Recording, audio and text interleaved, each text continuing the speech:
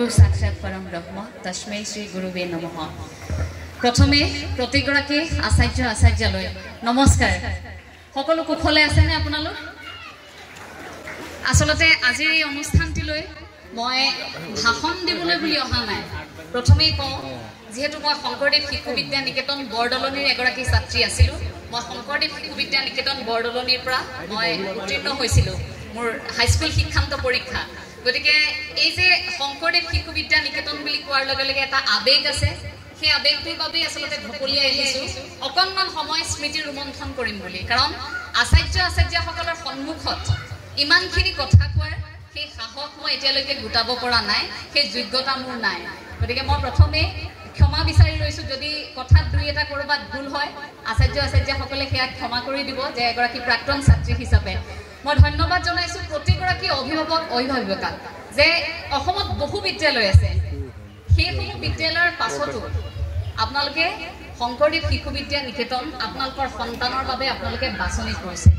এই কথাটোত বৰ সুখ অনুভৱ কৰিছো, ভাল লাগিছে আপোনালোকে সেই সিদ্ধান্ত লোৱাৰ বাবে। আৰু শিক্ষাৰ্থীসকলক অভিনন্দন যে আপোনালোকে ইয়াত মই যেহেতু অকণমান বয়সত সৰুৱে হ'ব মোতকৈ, গতিকে ছাত্ৰ ছাত্ৰীসকলক মই তুমি সম্বোধন কৰিম। তোমালোকে শংকৰদেৱ শিশু বিদ্যা নিকেতন মৰিগাঁৱক তোমালোকে বাছনি কৰি লৈছা তোমালোকৰ স্কুলীয়া শিক্ষাৰ বাবে। গতিকে এই বিদ্যালয়খনত তোমালোকে যি পাবা সেয়া মনত ৰাখিবা। পৃথিৱীৰ কোনো প্ৰান্তত তোমালোকে কোনো বিদ্যালয়ত কিন্তু তোমালোকে সেয়া নোপোৱা। আজি এই অনুষ্ঠানটিত এটা বিষয়বস্তু নিৰ্ধাৰণ কৰি দিছিল মোক। বিষয়বস্তুটি আছিল যে শিশুৰ বিকাশত পিতৃ মাতৃৰ ভূমিকা, শিক্ষকসকলৰ কৰণীয়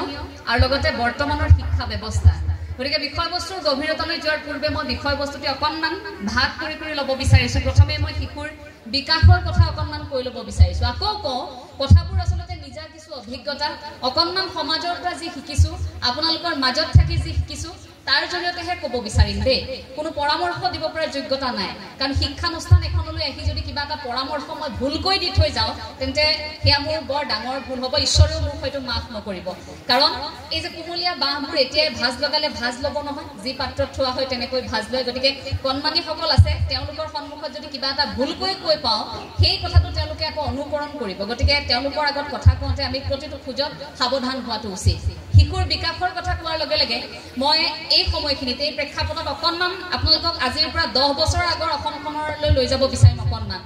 আপোনালোকৰ নিশ্চয় মনত আছে সেই সময়ৰ পৰিৱেশ পৰিস্থিতি কেনেকুৱা আছিল। আজিৰ পৰা বহু বছৰ আগত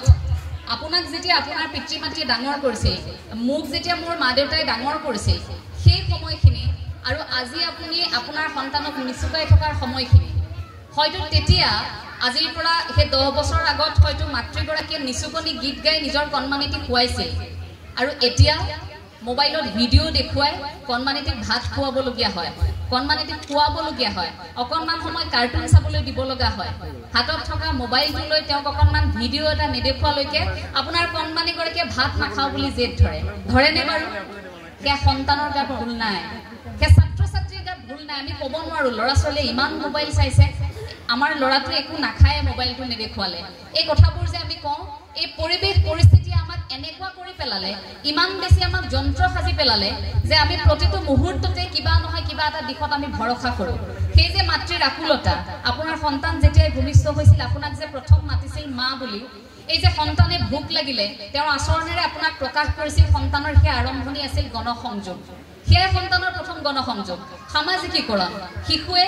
আপোনাৰ বুকুৰ পৰা ওলাই আপোনাৰ স্বামীৰ বা মই বিশেষকৈ আমাৰ যিহেতু মাতৃসকল আছে সেইসকলক প্ৰথমে কৈ ল'ব বিচাৰিছো, আপোনালোকৰ স্বামী বা আপোনালোকৰ মা দেউতা, আপোনালোকৰ সেই ঘৰখন, সেই ঘৰখনৰ সৈতে লাহে লাহে আপোনাৰ বুকুৰ পৰা ওলাই যোৱাৰ পাছতহে সন্তানটি কিন্তু মূৰ বুজিবলৈ আৰম্ভ কৰে। প্ৰথম আপোনাৰ বুকুত মূৰ থৈ তেওঁ সুৰক্ষিত অনুভৱ কৰে, তাৰ পাছতহে আনসকলক পায়। গতিকে আটাইতকৈ মূল ভূমিকা যদি মই কওঁ প্ৰথমে এগৰাকী মাতৃৰ। আপুনি আপোনাৰ সন্তানক যি শিকাব, যেনেকৈ শিকাব আপোনাৰ সন্তানে কিন্তু তেনে আচৰণে কৰিব। মোৰ মা দেউতাই যদি ঘৰত একেৰাহে কাজিয়া কৰি থাকে, মোৰ দেউতাই যদি মোৰ মাক একেৰাহে উচ্চ স্বৰত কথা কয়, মোৰ মায়ে যদি ভাগৰি অহা দেউতাক ঘৰলৈ উভতি অহাৰ সময়ত এগিলাচ পানী দিয়াৰ সলনি মায়ে যদি গালি পাৰিবলৈ আৰম্ভ কৰে, ক'ত আছিলে দিনটো, কি কৰিছিল, টকাৰ প্ৰয়োজন, আমুকটো কিনিব লাগে, তমুকটো কিনিব লাগে, এই বস্তু পাতি ধাৰণাবোৰ মই যদি দেখি থাকোঁ সৰুৰ পৰাই, এটা প্ৰভাৱ পৰিব লাহে লাহে এনেকুৱা হ'ব হয় মায়ে যে কথাবোৰ কৈ আছে তাৰ মানে আমি আৰ্থিক সংকটত আছো তাৰ মানে আমাৰ টকা পইচা নাই আমি এইটো কৰিব লাগিব লাহে লাহে শিশুৰ মনত ক্ৰিয়া কৰিব লাহে লাহে এই সৰুৰ পৰা আমাৰ বস্তুবাদী এটা ধাৰণা আমাৰ মনত সোমাই যাব যে আমাক এইটো লাগে আমাক সেইটো লাগে সন্তানক সদায় নাই আপুনি কেতিয়াও সন্তানৰ সন্মুখত নকব যদিও পৰামৰ্শ দিয়াৰ যোগ্যতা নাই এই কথাষাৰ এইভাবেই কৈছো আপুনি যেতিয়া নাই নাই নাই নাই নাই নাই কৰি থাকিব যে আজি আমাৰ এইটো নাই সেইটো নাই টকা নাই অমুক নাই তমুক নাই এই নাই নাইবোৰ কৈ থকাৰ লগে লগে আপোনাৰ চাৰিওপাশে এটা ঋণাত্মক প্ৰভাৱৰ সৃষ্টি হয় এই যে কয় মনটো অকণমান আমাৰ পজিটিভ হৈ থাকিব লাগে ধনাত্মক হৈ থাকিব লাগে বুলি কয় যে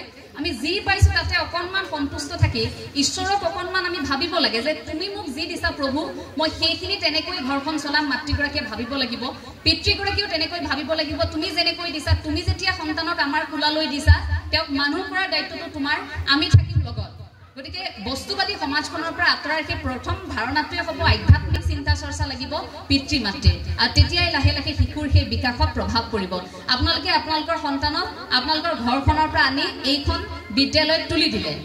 বিদ্যালয়খনত তুলি দিয়াৰ পিছত আপোনালোকটো নিশ্চিন্ত হৈ থাকে যে একো নাই চিন্তা নাই কাৰণ এতিয়া শংকৰদেৱ শিশু বিদ্যা নিকেতনত দিছো আমাৰ ল'ৰা ছোৱালী ভাল হ'ব সকলোৱে আশা কৰে কোনো পিতৃ মাতৃয়ে কেতিয়াও নাভাবে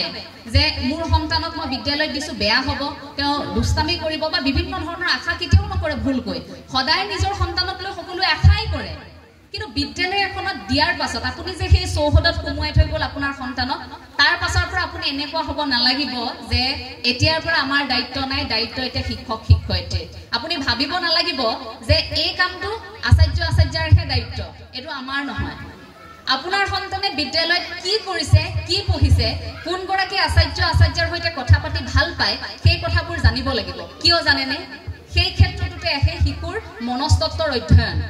আপুনি সন্তানক বিদ্যালয়লৈ পঠিওৱাৰ পাছত আপোনালোকে অকণমান সময় হ'লেও নিশাৰ ভাগত আপোনালোকে যেতিয়া কথা পাতিব মই মনোবিজ্ঞানৰ ছাত্ৰীৰ বাবে এই কথাখিনি কৈছো দেই তেতিয়া অন্ততঃ এবাৰ হ'লেও আপুনি সুধিব আজি কোন গৰাকী আচাৰ্যই কি পঢ়ালে কোন গৰাকী আচাৰ্যই কি পঢ়ালে আৰু অকণমান শিশুগৰাকীৰ পৰা জানিবলৈ চেষ্টা কৰিব তেওঁৰ প্ৰিয় কোন গৰাকী কোনে পঢ়ালে তেওঁ বেছিকৈ বুজি পায় তেওঁ এটা বিষয় বুজি নাপায় ধৰি লওক গণিত মই আগতে গণিত খুব বেয়া পাইছিলো গণিতৰ আচাৰ্য অহাৰ লগে লগে আমিতো শ্ৰেণীকোঠাত সোমোৱাৰ লগে লগে ওম কৰি থাকোঁতে মই ভগৱানক মনে মনে ভাবি থাকো যে আচাৰ্য কিয় আহিলে নহা হ'লে ভাল আছিল আজি যদি শ্ৰেণী নকৰোঁ বুলি কৈ দিয়ে ক্লাছটো মনত এনেকুৱা হৈ গৈছিল আৰু গণিত বিষয়টো বেয়া পাওঁ কাৰণে এনেকুৱা হৈছিল যে মই আচাৰ্যকে বেয়া পাওঁ আচাৰ্যক দেখিলেই বেয়া লাগে ৰাস্তাত ক'ৰবাত দেখিলেও মানে পলাম যেন এতিয়া এনেকুৱা লাগে আৰু মই বুলিয়েই নহয় আমি গণিত বেয়া পোৱা যিসকল আছিলোঁ সকলোৱে এনেকুৱা হৈছিল যে আচাৰ্যক দেখিলেই ভয় লাগে অৰ্থাৎ আমি বিষয়টো বেয়া পাওঁ বিষয়টোৰ সৈতে আমাৰ সম্পৰ্ক এটা আছে গতিকে বিষয়টো বুজি নাপাওঁ বেয়া পাওঁ কাৰণে এনেকুৱা হয় যে আচাৰ্যগৰাকীৰ প্ৰতি আমাৰ ধাৰণাটোৱে বেয়া হৈ গৈছিল পিছলৈ যেতিয়া ইয়াক এটা খেল হিচাপে ল'লো বৈদিক গণিতৰ ধাৰণাটো আহিলে এই গণিতক যেতিয়া খেল হিচাপে ল'লো ভাল লাগিল তাৰ পাছৰ পৰা দেখিলোঁ আচাৰ্য দেখোন ভাল পিছত এনেকুৱা অনুভৱ হৈছিল আচাৰ্যৰ সৈতে ইমান দিন কিয় কথা পতা নাছিলোঁ ইমান ভালকে আমি কিয় সমস্যাবোৰৰ বিষয়ে কোৱা নাছিলোঁ আটাইতকৈ বেছি বিদ্যালয়খনত থকা নিকেতনত থকা আটাইতকৈ খঙাল আচাৰ্যগৰাকী কোনোবা এটা মুহূৰ্তত আপোনাক ইমান বেছি সাহস দিব আপুনি ভাবিব নোৱাৰিব যে ইমান খং কৰি থকা অলপ আগত মোক ইমানকৈ পিতা সেই আচাৰ্যগৰাকীৰ মনত মোৰ প্ৰতি ইমান বেছি সহানুভূতি মোৰ প্ৰতি ইমান মৰম থাকিব পাৰে ছাত্ৰ ছাত্ৰীসকলৰ সেই মনস্তত্বৰ অধ্যয়ন পিতৃ মাতৃয়ে কৰিব লাগিব যে শিশুৱে কাৰ সংগত আছে কেনে ধৰণৰ আচাৰ্যৰ পৰা তেওঁলোকে শিক্ষা গ্ৰহণ কৰি সুখী হৈছে তেওঁলোকে কি বস্তু আহৰণ কৰি আছে এই কথাখিনি আপোনালোকে চাব লাগিব তাৰ পাছতে আহিলে মাতৃসকলৰ কথাখিনি সেয়া অভিভাৱকৰ শিক্ষাগুৰুৰ সৈতে আমাৰ এটা সম্পৰ্ক আছে খুব সুন্দৰ ছাৰে খুব সুন্দৰকৈ এটা কথা কৈছিল যে এই সম্পৰ্কটো শংকৰদেৱ শিশু বিদ্যা নিকেতনত খুব অটুট হৈ থকা দেখিবলৈ পোৱা যায় ইমান মজবুত হৈ আছে আজিলৈকে ভাঙিব পৰা নাই সেই সম্পৰ্ক আজিও আচাৰ্যক দেখিলে সকলোৱে ৰাস্তাত নমস্কাৰ দিয়ে তোমালোকে দিয়া নে যতেই নেদেখো আচাৰ্যক দেখাৰ লগে লগে মুখৰ পৰা আচাৰ্য নমস্কাৰ শব্দটো ওলাই নে আচাৰ্য শব্দটো নুফুটিলেও আমিতো আৰ্য নমস্কাৰ বুলিয়ে কৈ থওঁ কাৰণ দূৰত দেখো যে দূৰৰ পৰা চিঞৰিবলগীয়া হয় যিমান দূৰত থাকক আৰ্য নমস্কাৰ এনেকৈ কয় আচাৰ্যহঁতে কেতিয়াবা বিয়া ঘৰত থাকিলেতো লাজ পাই যায় আমি ইমানেই চিঞৰো আমাৰ সেইটো ভাল লগা কথা আছিল আৰ্য নমস্কাৰ আচাৰ্য ক'বলৈ সময়ে নাথাকে মানে একদম চিঞৰ বাখৰকে হ'লেও নমস্কাৰটো দিব লাগে সেই মনত এটা ধাৰণা আছিল আচাৰ্যৰ প্ৰতি এই লাহে লাহে আমাৰ প্ৰযুক্তিবিদ্যাৰ উন্নতি এই গ্লোবেলাইজেশ্যন এই বিশ্বায়নৰ সময়খিনি তেনেকুৱা হৈছে আমাৰ শিক্ষাগুৰুৰ সৈতে আমাৰ সম্পৰ্কবোৰ অকণমান লাহে লাহে এনেকুৱা হৈছে দূৰত্ববোৰ বাঢ়ি আহিছে অন্ততঃ শংকৰদেৱ শিশু বিদ্যা নিকেতনত সেই পৰিৱেশটো আমি এতিয়ালৈকে দেখা নাই কাৰণ শংকৰদেৱ শিশু বিদ্যা নিকেতনত আচাৰ্যসকলে শিক্ষাৰ্থীসকলক বুকুৰ পৰা ওলাই যাব নিদিয়ে কিয় জানেনে এই যে পৰীক্ষাৰ আগে আগে আচাৰ্যসকলে এটা দল ঘৰে ঘৰে যায় আপোনালোকৰ ইয়াত যায়নে বাৰু কেনেকৈ পঢ়িছে কি কৰিছে পৰিবেশটো কেনেকৈ অকনমান বুজিবৰ বাবে যায়নে আমাৰ ঘৰলৈ গৈছিল আমাৰ ঘৰলৈ যাওঁতে দাদা আৰু মই খুব ভয় কৰোঁ শেষ মৰিলো কি বা কথা কৈ দিয়ে মা দেউতাই ঠিক নাই আমাৰ কাৰণে আটাইতকৈ বেছি ভয় লগা মইতো ভাবিছিলো যে পৃথিৱীত সেইটোতকৈ আৰু ভয়ানক কথা একো হ'বই নোৱাৰে তাৰ পাছত ভাবিলো সেয়া দেখোন এটা মানে সাধাৰণ চিটুৱেশ্যন এটা পৰিস্থিতিহে মাত্ৰ আচাৰ্য ঘৰলৈ অহাৰ সমান ভয় একো ডাঙৰ কথা যেন একো নাই সেই ধাৰণাটো খুব মনত আছিল গতিকে সেই মুহূৰ্তত যে আচাৰ্যসকল যে আমাৰ ঘৰলৈ যায় তেতিয়া